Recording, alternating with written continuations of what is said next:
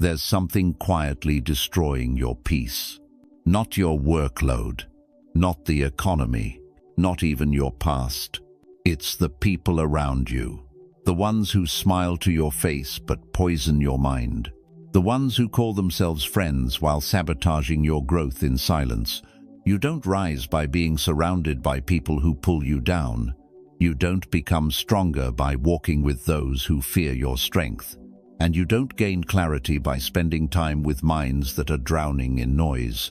So let me ask you, who do you let sit at your table? Who has access to your mind, your time, your soul? Because your life is the average of the emotional energy you allow.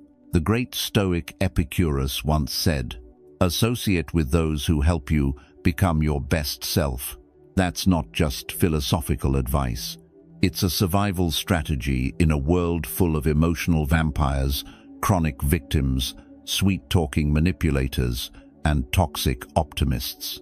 If you want to build an iron mind, you can't keep entertaining people who live in chaos and call it passion. You can't keep holding space for people who drain you and then ask why you're tired. Today, we're going to expose 11 types of people who will quietly destroy your self-worth, hijack your inner peace, and make you doubt your power. And more importantly, you'll learn how to detach from them not with anger, but with emotional intelligence, self-mastery, and psychological boundaries that no one can cross. If you're ready to stop entertaining what weakens you, like this video to support the Stoic revolution we're building. Subscribe so you don't miss the tools that will protect your peace and elevate your power. The truth is simple.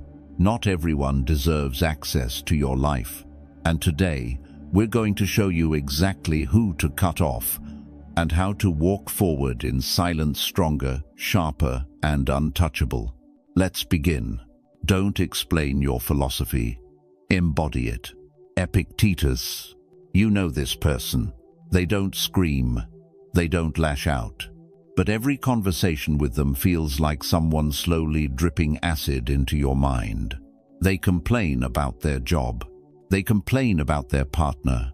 They complain about the weather, the government, society, everything except themselves. And the worst part? They do nothing to change it. When complaining becomes a weapon of emotional sabotage. At first, complaining might seem harmless. After all, don't we all vent now and then? But this goes beyond an occasional rant. The complainer doesn't seek solutions. They speak to reinforce a worldview built on bitterness, helplessness, and blame. And if you're not careful, you start seeing life through their lens. Suddenly, your job feels inadequate. Your relationships feel flawed. Your peace once solid starts to crack. This is not an accident. This is emotional contamination, what Stoicism teaches us about chronic complainers. Marcus Aurelius once wrote, "When you wake up in the morning, tell yourself, the people I deal with today will be meddling, ungrateful, arrogant, dishonest, jealous, and surly." Not to be pessimistic, but to be prepared. Because a Stoic doesn't expect perfect people, but they refuse to be corrupted by their imperfections. The complainer lives in direct violation of Stoic values. They refuse personal responsibility. They reject emotional regulation. They cultivate resentment like it's a badge of honor. In Stoic philosophy, chronic complaining is a symptom of a weak, untrained mind, a mind that hasn't learned to separate what can be controlled from what cannot. Why you must distance yourself from complainers, not because they're evil, but because they're infected. And emotional infection spreads silently. They plant doubt in your confidence. They amplify minor annoyances into life problems. They make you feel guilty for having peace when they don't. This is how they drain your mental energy without ever raising their voice. How to handle them. The Stoic way. 1. Set psychological boundaries through strategic silence. You don't have to argue. You don't have to correct them. You simply stop feeding the fire. The next time someone complains for the third time about the same problem, ask, "That sounds frustrating. What are you planning to do about it?" If they stumble or change the subject, you've just exposed the truth. They don't want solutions. They want sympathy. 2. Remind yourself, your energy is sacred.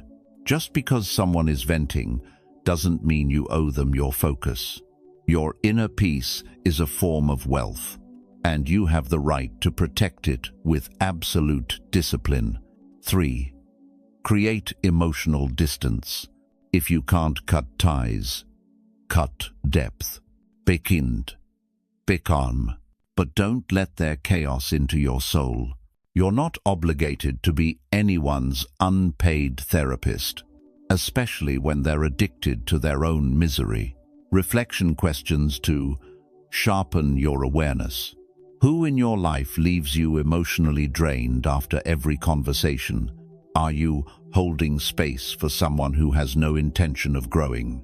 When was the last time your mood shifted because of someone else's negativity? Emotional intelligence is knowing when to listen and when to leave the room. The complainer doesn't want change. They want attention. And if you're not careful, you'll become their next topic of complaint. So remember this: your peace is your power. Protect it relentlessly. It is not that we have a short time to live, but that we waste a lot of it. Seneca. Have you ever known someone who always has a reason why they haven't started, why they can't change, or why life is just too hard? They don't lack intelligence. They don't lack opportunity, but they constantly blame their circumstances, their past, or just bad timing. This is the excuse maker, and if you're not careful, they'll slowly infect your mindset with self-doubt, complacency, and a watered-down version of your potential. Excuses are more dangerous than failure. Excuses don't look toxic on the surface. In fact, they often sound rational. I would do it, but now's not the right time. Not everyone's meant to succeed. Some people just get lucky. Discipline. That's just not my personality. Oh, here's the truth. Excuses are just fear wearing a mask. They create a false sense of comfort, so you don't have to confront the discomfort of growth. But that comfort comes at a price. Your ambition, your self-worth, your evolution. The Stoics warned us about this. Seneca taught that time isn't the problem, how we waste it is. And one of the most subtle ways people waste their lives is by becoming experts at justifying inaction. Why excuse makers violate Stoic principles. Stoicism is built on the idea that your power lies in what you can control. Your thoughts, your effort, your discipline, your attitude. The excuse maker surrenders all of that. They hand over their agency to chance, circumstance, or other people, then tell you it's realistic. But Marcus Aurelius made it clear. You have power over your mind, not outside events. Realize this, and you will find strength. 4. Excuse makers live in denial of this truth. And if you spend too much time with them, you'll start to lower your own standards just to match their comfort zone. Why you must distance yourself from excuse energy. Being around excuse makers is like trying to run a marathon with weights tied to your ankles. You start thinking, maybe I'm pushing myself too hard. Maybe I should lower the bar a bit. Maybe self-discipline is too extreme. And before you know it, you've started to believe that average is acceptable and excellence is obsessive. But here's the Stoic reality. Growth requires friction. Self-mastery demands responsibility. You can't build a high-performance mindset in an environment that rewards excuses and punishes effort. How to handle excuse makers. The Stoic way. 1. Lead with example, not confrontation. Stoics don't argue, they demonstrate. Let your habits, consistency, and discipline do the talking. You don't need to prove them wrong. You just need to keep showing what's possible when you take ownership of your life. 2. Watch your inner dialogue. Excuse makers often embed their mindset into your language. Be mindful of when you say things like, "I'll try," "I'll get to it when I can," "It's not the right moment." Replace them with, "I will," "This matters," "Let's go." This is emotional intelligence in action, choosing language that reinforces action, not avoidance. 3. Build boundaries around your energy. You don't need to cut everyone off, but you do need to protect your time and space from people who normalize self-sabotage. If someone is always justifying their stagnation and it starts bleeding into your focus, pull back. Reflection questions to sharpen your awareness. Who in your life always has a reason not to take action? Have their words ever made you question your own ambition or pace? Are you making decisions based on logic and values, or on someone else's fear? The more you sweat in silence, the less you bleed in regret. Think Stoic. 101. Excuse makers aren't bad people, but they're dangerous to your discipline. They teach you to make peace with mediocrity, to soften your edge, to put off your greatness until life magically becomes perfect. But the Stoics knew better. Life will never be perfect, but your effort can be. Choose effort. Choose action. And if you must walk alone to do it, walk with pride. You always own the option of having no opinion. Marcus Aurelius. You probably know this person. They always seem to know everything. Who's dating who failed, who messed up, who said what. Their conversations are coated in charm, laced with secrets, and steeped in insecurity.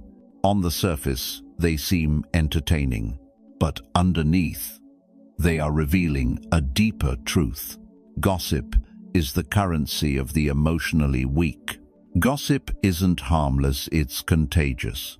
Let's be clear. Gossip is not a casual habit. It's a pattern of thinking rooted in judgment, envy, and comparison. And if you're around it long enough, you will become it. You'll begin questioning people based on hearsay. You'll waste mental energy on rumors instead of results. You'll train your mind to look outward instead of inward. That's the real cost of gossip. It disconnects you from your values and your personal growth. The Stoics warned us of this. They believed that a life of virtue begins with one simple choice. Focus only on what is within your control. Gossip is the opposite of that principle. It thrives on what other people are doing, saying, or failing at, none of which is in your control. Why gossipers are a threat to your self-worth. Here's what no one tells you. People who gossip to you will gossip about you.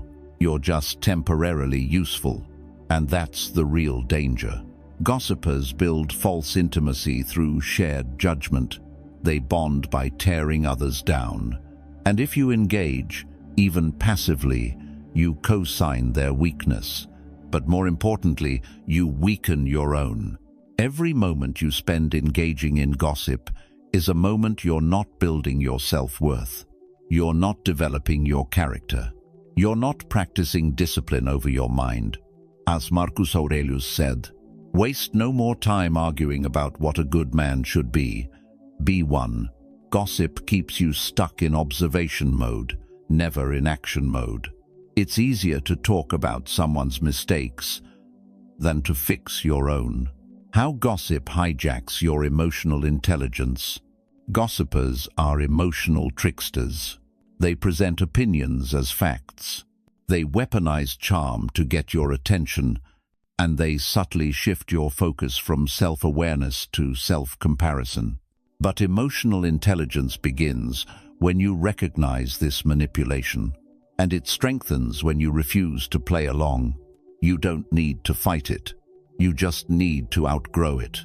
How to handle gossipers the Stoic way. 1. Don't engage. Withdraw with elegance. The most powerful move is silence. If someone starts gossiping, simply respond, "I don't really know them well enough to say."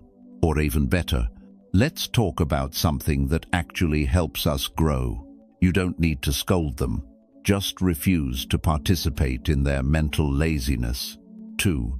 Recenter on what you control. You can't stop people from talking, but you can stop your mind from absorbing the noise. Every time you focus on someone else's flaws, you delay your own development. And that's a luxury you can't afford if you want to master yourself. 3. Audit your environment. Ask yourself, who in my life thrives on the downfall of others? Who constantly talks about people, but rarely talks about ideas, growth, or goals? Then act accordingly. You are not obligated to entertain weakness, no matter how charming it seems. Reflection questions for inner clarity. Have you ever found yourself repeating gossip only to later regret it? Are your conversations focused on people's business or your own business? Do you respect yourself enough to walk away from unproductive dialogue? Strong minds discuss ideas. Weak minds discuss people. Socrates. Gossipers don't need your judgment. They need your absence. Because every second you spend feeding their drama is a second you starve your own discipline. And in the Stoic life, you don't have time for distraction. You have a mission. You have a mind to protect. You have inner peace to preserve. So the next time someone whispers gossip in your direction, remember, silence isn't weakness. It's wisdom in motion. Wealth consists not in having great possessions, but in having few wants. Epictetus. There's a type of person whose silence is louder than words. The one who doesn't clap when you win. The one who doesn't text you back when you share good news. The one who looks you in the eyes and still hopes you fail. That person is the envious. And if you keep them close, they won't just resent your success. They'll quietly sabotage your peace, your confidence, and your ability to own your worth. The danger of envy is not loud, it's subtle. Envy is sneaky. It doesn't always show up as insults or criticism.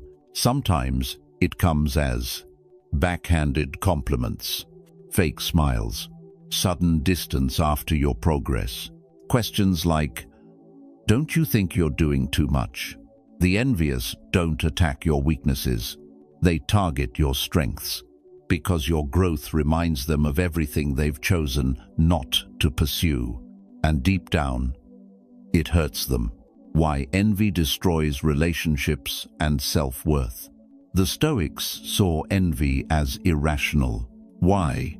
Because it focuses on what others have rather than what you can become. Envy takes your attention away from your effort, discipline, and virtue, and places it on someone else's outcomes, achievements, or possessions. Epictetus reminded us, if you want to improve, be content to be thought foolish and stupid. Why? Because real growth is about detaching from public validation. It's about focusing on your own inner development, not external comparisons. But the envious don't live by this code. They measure their worth through comparison. And when you rise, they feel small. So, instead of rising with you, they try to bring you down to their level subtly, consistently, and sometimes cruelly. The emotional toll of being around envy. Here's what happens when you keep envious people close for too long. You begin to shrink yourself to make them comfortable.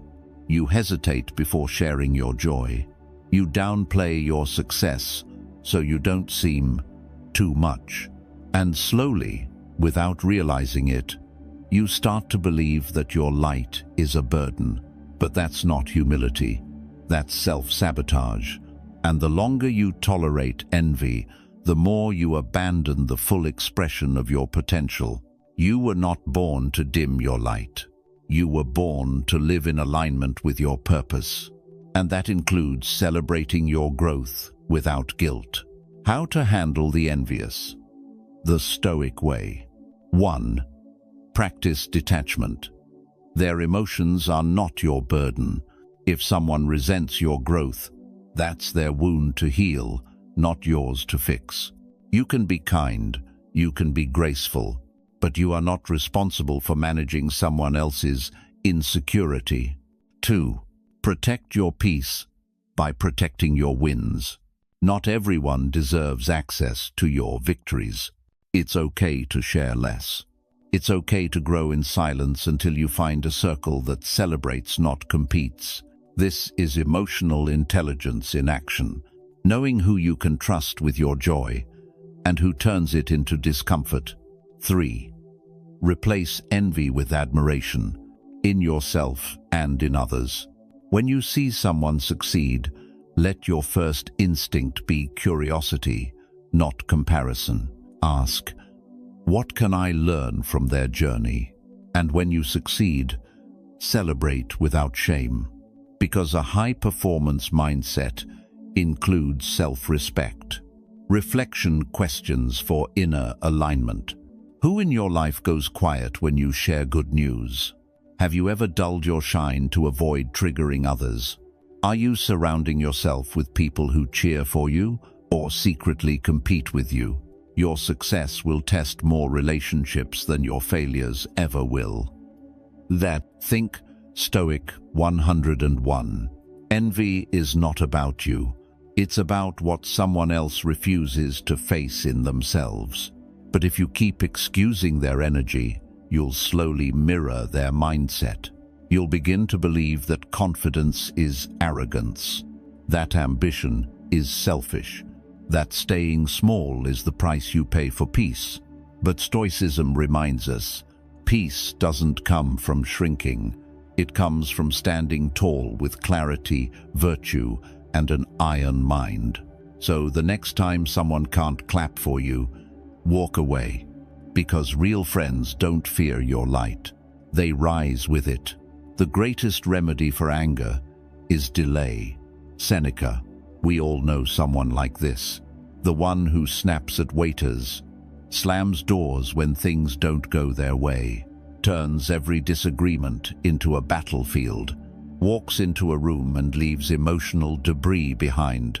They are the hot-tempered people who confuse emotional outbursts with strength. But here's the truth. A person ruled by their anger isn't powerful, they're possessed. And if you stay around them long enough, you risk becoming just like them, reactive, unstable, and ultimately weak. Anger is not a flex. It's a loss of command. In modern culture, we often glorify rage. Movies, music, and even politics portray outbursts as passion or power. But the Stoics saw it differently. Seneca didn't hold back. Anger is a brief madness. Control it, or it will control you. And here's why. Anger makes you easy to manipulate. Anger clouds your judgment.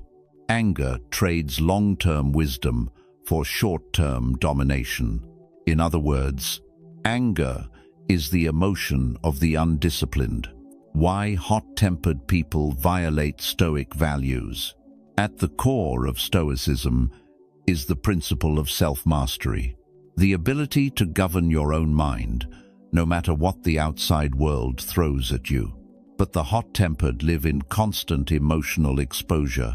They are slaves to stimulus. Someone disrespects them, they explode. Something delays them, they erupt. A plan changes, they fall apart. That's not power, that's predictability. And predictability is weakness. Because if the world can provoke you at will, you're not in control, your environment is. How the hot-tempered sabotage you. When you're around angry people long enough, you begin to normalize their behavior. You brace for explosions. You walk on eggshells. You start justifying their outbursts. That's just how they are. But here's the psychological cost. Your emotional safety is compromised. Your own nervous system stays in defense mode. You begin reacting to life, not responding with clarity. Even worse, their anger will slowly train your mind to believe that reaction is power, when in truth, reaction is surrender. How to handle the hot-tempered, the Stoic way. 1. Master yourself before trying to manage them. You don't defeat a fire by throwing gasoline on it. The Stoic doesn't match rage with rage. They disarm chaos with composure. When someone explodes, you don't escalate. You observe. You breathe. You detach. This isn't weakness. It's emotional intelligence under pressure. 2. Withdraw your emotional availability. Anger addicts feed on your reaction. They want to provoke a response so they can justify their own behavior. Take that fuel away. Respond with clarity or not at all. Let them burn out in their own fire. As Marcus Aurelius wrote, the best revenge is to be unlike him who performed the injury. 3. Choose peace over proximity. If someone's anger routinely invades your peace, walk away not out of hatred, but out of principle. You don't need to fix them. You need to protect you. Boundaries aren't punishment. They're protection. And when dealing with the emotionally volatile, boundaries are non-negotiable. Reflection questions to build inner restraint. Who in your life cannot go a day without losing control? Have you ever started reacting more sharply just because they made it feel normal? Do you confuse silence with weakness, or do you understand it as power? He who angers you controls you. Think Stoic 101. Here's what no one tells you. Anger looks powerful until it destroys everything it touches. Careers, relationships, reputations, peace, and people who let their temper run their lives eventually run out of people willing to walk beside them. The Stoics knew that the calmest person in the room is usually the strongest, because they don't waste energy proving power, they conserve it. So, if someone in your circle constantly burns hot, let them rage alone. You weren't made for war. You were made for mastery. You have power over your mind, not outside events. Realize this, and you will find strength. Marcus Aurelius. You walk into the room, and there they are. Tears, cows, accusations. Everything is urgent. Everything is personal. Everything is about them. You listen, you console, you problem solve, but it never ends. You're not in a friendship. You're stuck in a storm that never passes, and it's not your storm. You're dealing with the drama magnet. Drama isn't emotion. It's emotional manipulation. Drama magnets don't just feel things deeply. They create chaos to control connection. They blow up minor issues into life-altering crises, involve multiple people in every conflict, constantly play the victim, then the hero, then the villain, all in one day. Why? Because drama feeds them. It gives them attention, relevance, and a false sense of importance. But for you, it steals your emotional clarity. It depletes your peace. And worst of all, it pulls you out of alignment with your values. What Stoicism teaches about emotional chaos? The Stoics had one core principle: don't react. Respond.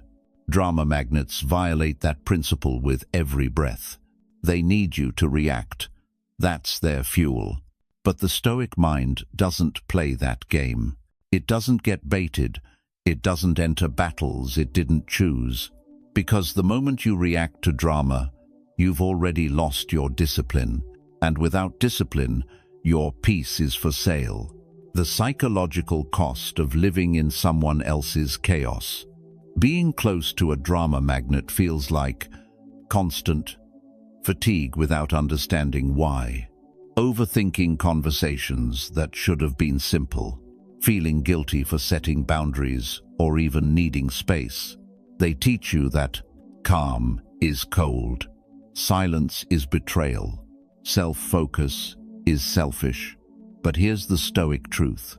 Peace isn't selfish. It's sacred. How to handle the drama magnet. The Stoic way. 1. Stop trying to fix them. They don't want solutions. They want attention. You are not their therapist. You are not their savior. You are responsible for your own emotional energy, not theirs. 2. Practice the art of detached silence. Don't defend, don't explain, don't absorb. Let them vent, spiral, rage, while you remain the stillness in the center of their storm. Silence is the element in which great things fashion themselves. M. Thomas Carlyle. Very Stoic in spirit. 3. Set psychological boundaries and enforce them. It's not enough to say, I need space. You must mean it, reinforce it, live it. Cut the cord between their chaos and your identity. You can care about someone without carrying everything for them. Reflection questions for inner freedom. Who turns every moment into an emotional spotlight on themselves?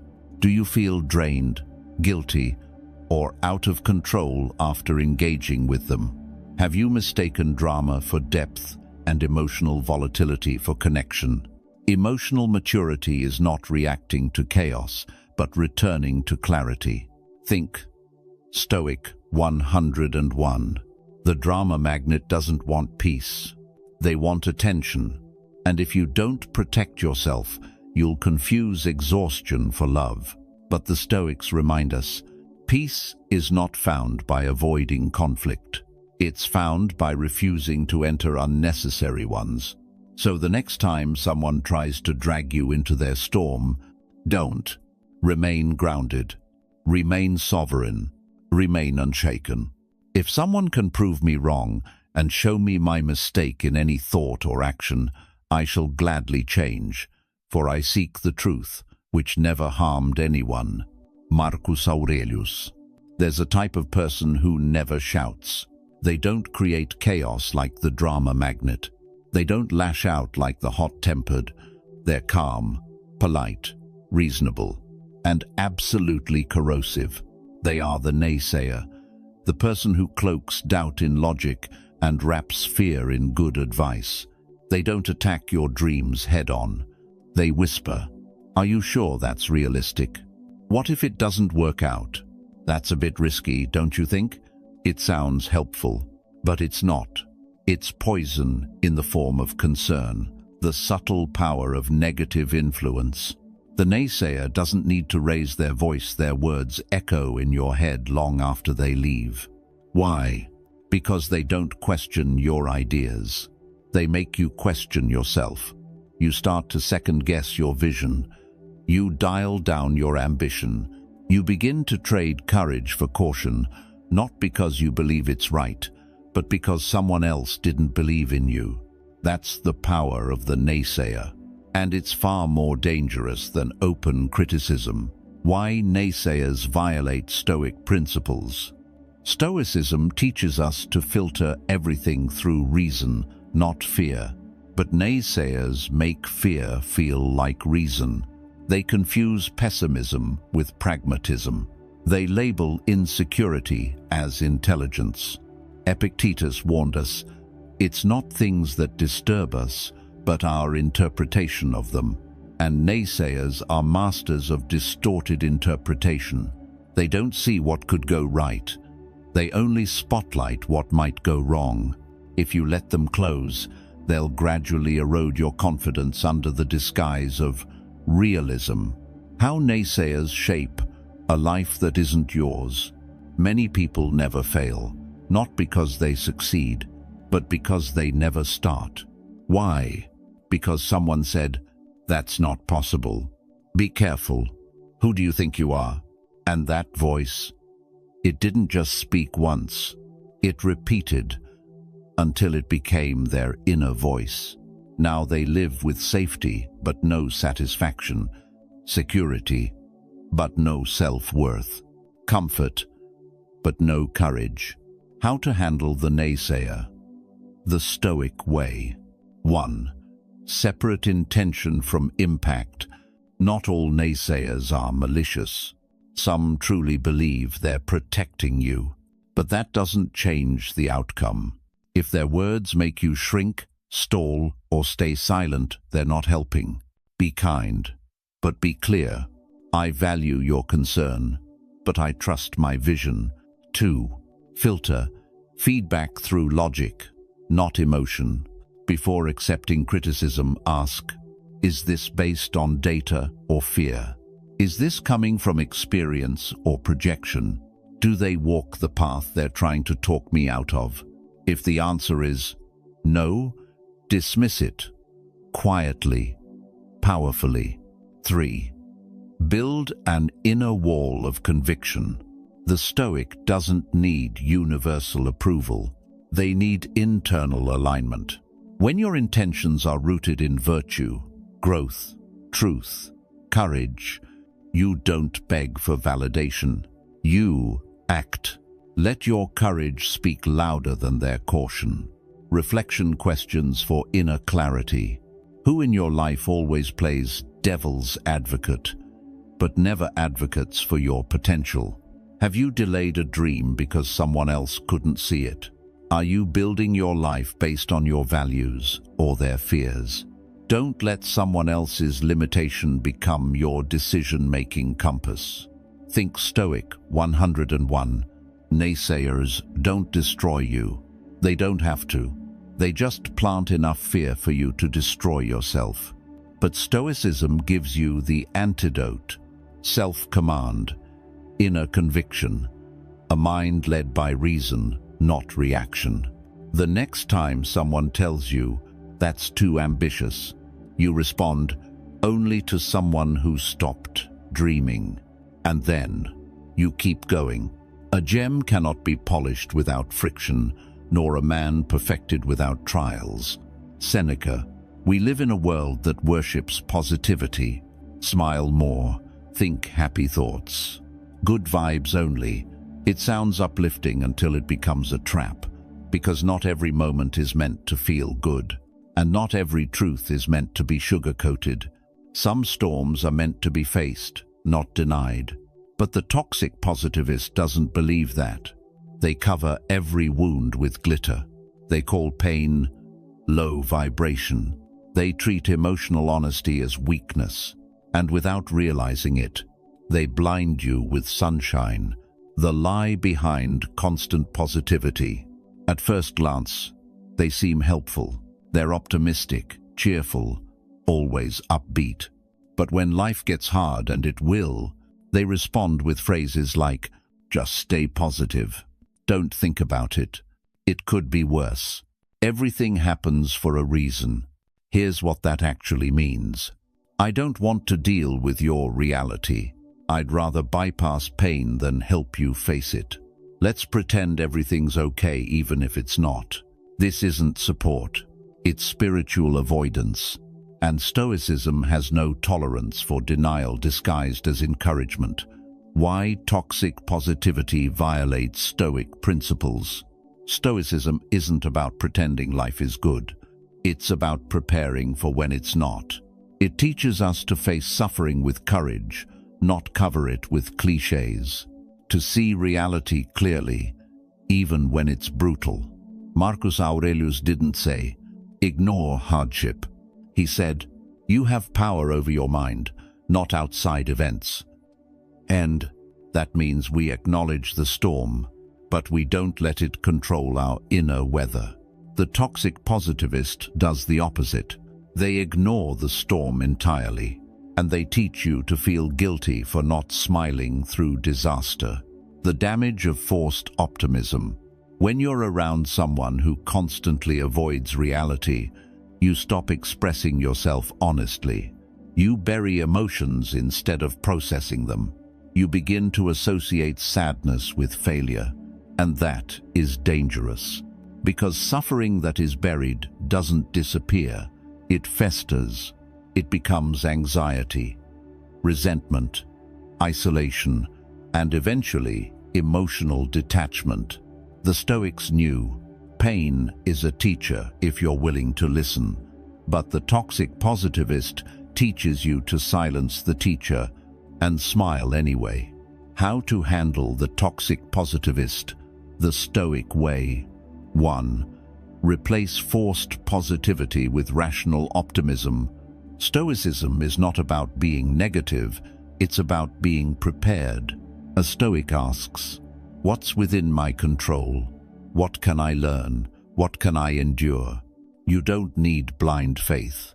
You need clear vision paired with grounded action. 2.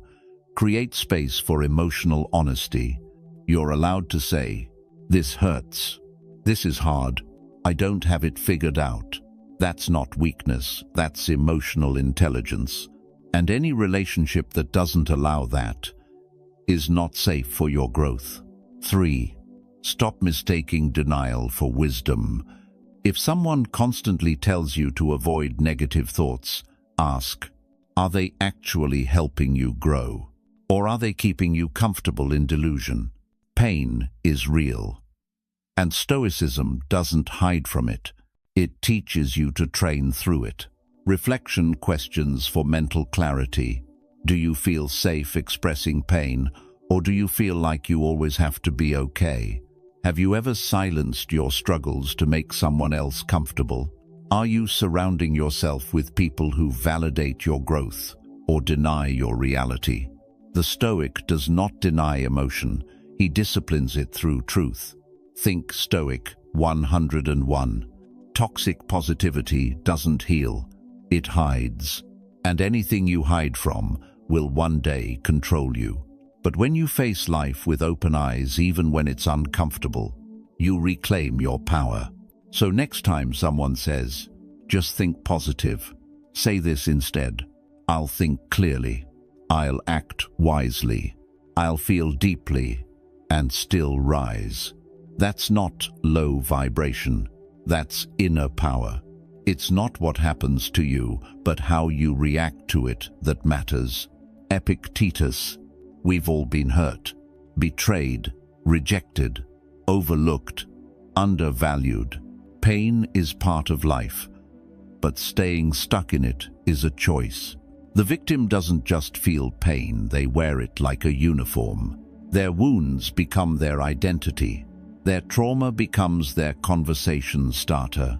Their helplessness becomes their comfort zone. And if you keep them too close, they'll invite you to join their world. A world where nothing is ever their fault, and everything is someone else's responsibility. When victimhood becomes a lifestyle, there's a difference between being a victim and living like one. We all experience injustice, but the Stoic refuses to let that define them. The victim, however, replays the same story over and over, blames others, the system, the universe, avoids growth by saying, this is just how I am now. But that's not identity. That's emotional resignation. And if you absorb it long enough, you start believing, maybe healing isn't possible. Oh, maybe I should lower my expectations. Maybe I'm broken too.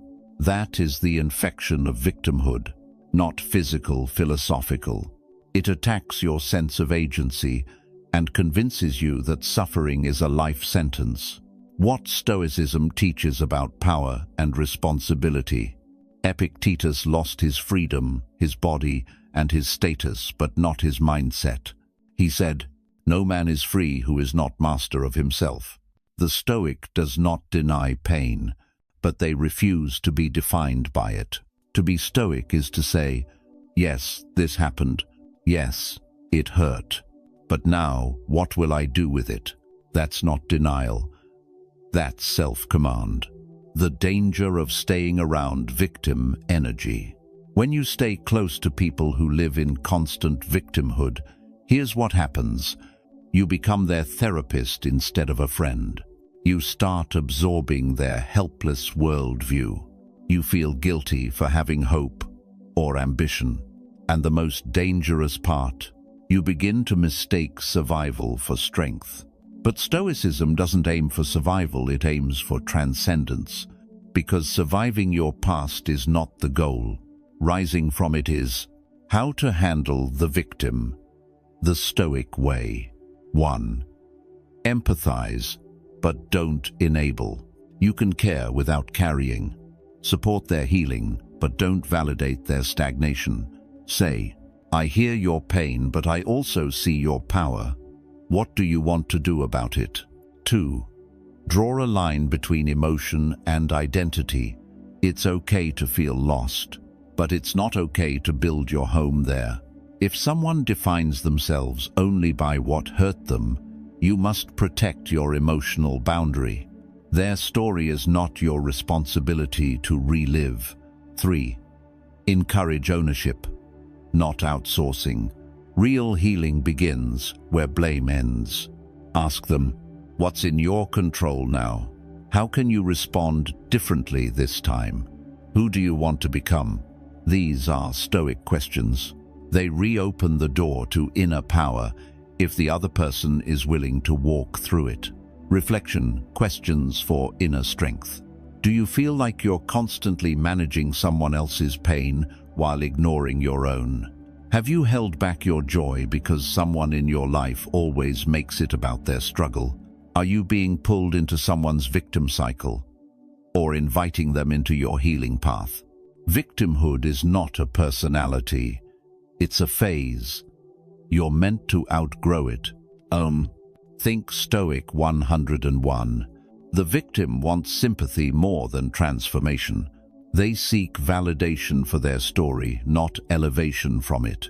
But if you stay in their orbit too long, you'll forget that you're allowed to outgrow your past. You'll stop rising because you're too busy rescuing.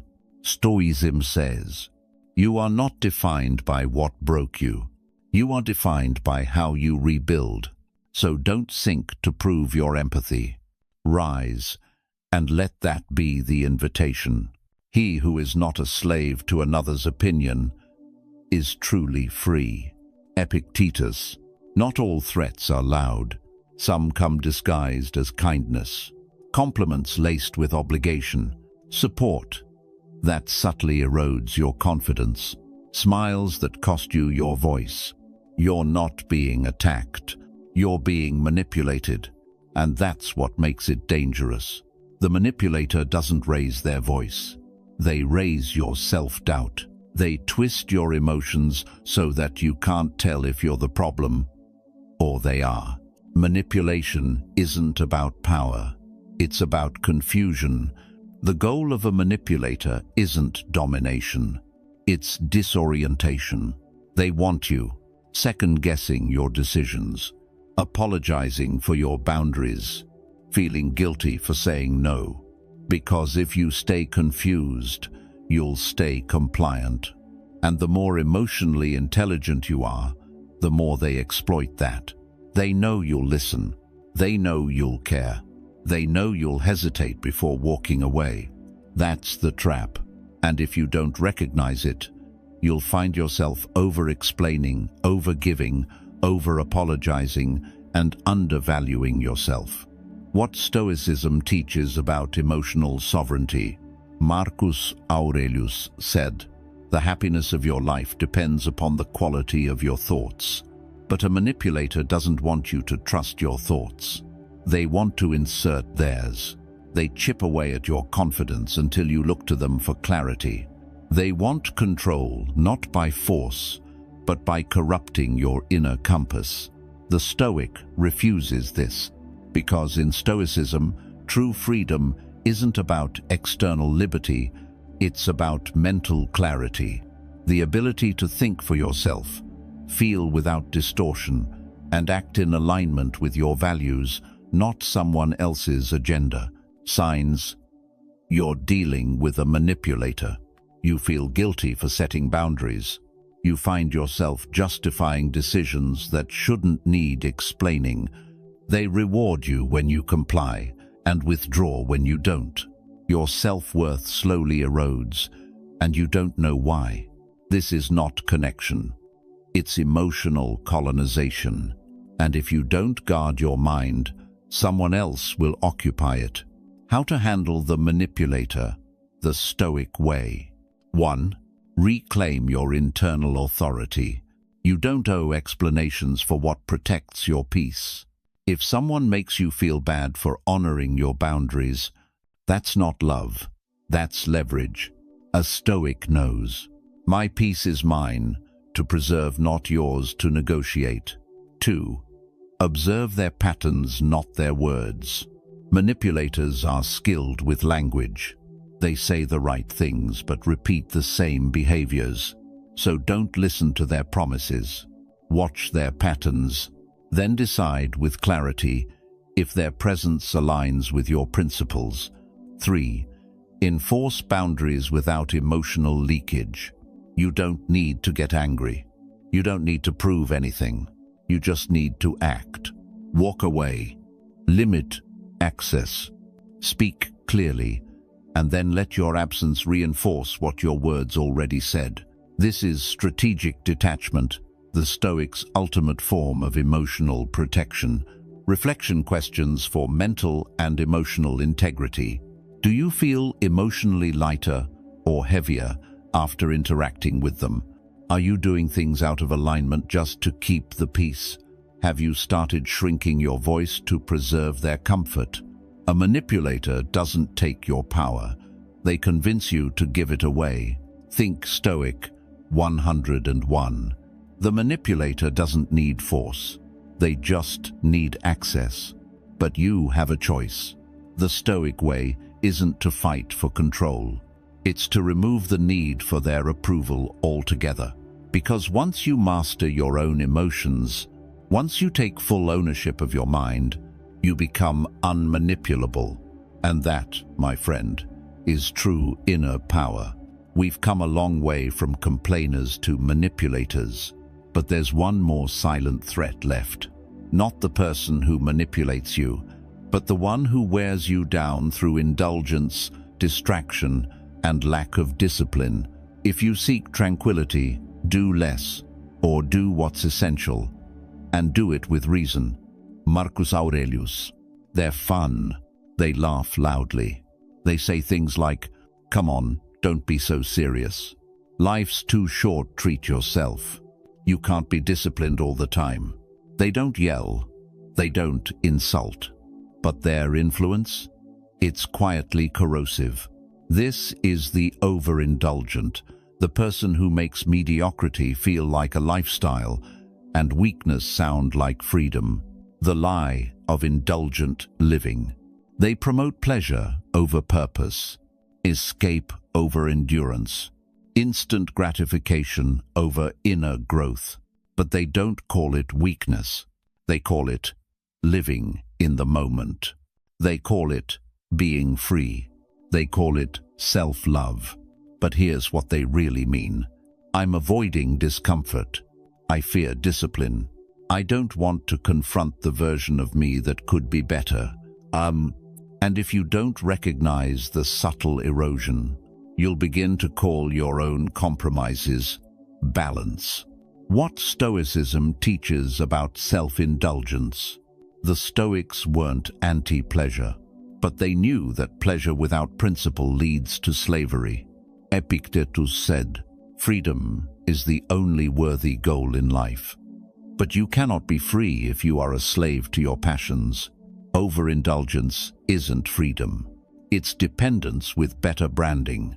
When you surround yourself with people who normalize laziness, binging, irresponsibility, emotional numbing disguised as self-care, you start to build a lifestyle that feels good, but rots you from the inside.